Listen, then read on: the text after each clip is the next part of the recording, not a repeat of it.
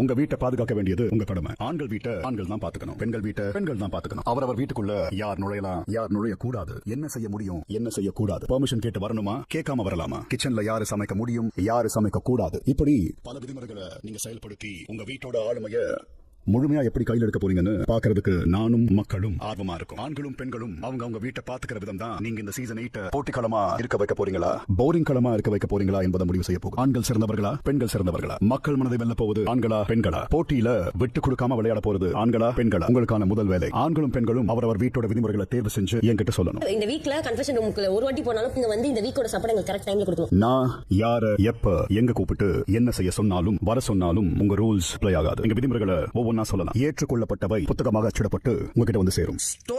Store ரூமுக்கு பெண்கள் வரணும்னு விரும்பினா ஆண் பிரதிநிதிகளை சம்மதம் வாங்கிட்டு தான் உள்ள வரணும். 2 டீ காஃபி காலை உணவு உங்கள் இருக்க எல்லாருக்கும் வேணும்னா யார் யாரு உணவையும் சமைக்கணும்னு ஆண்கள்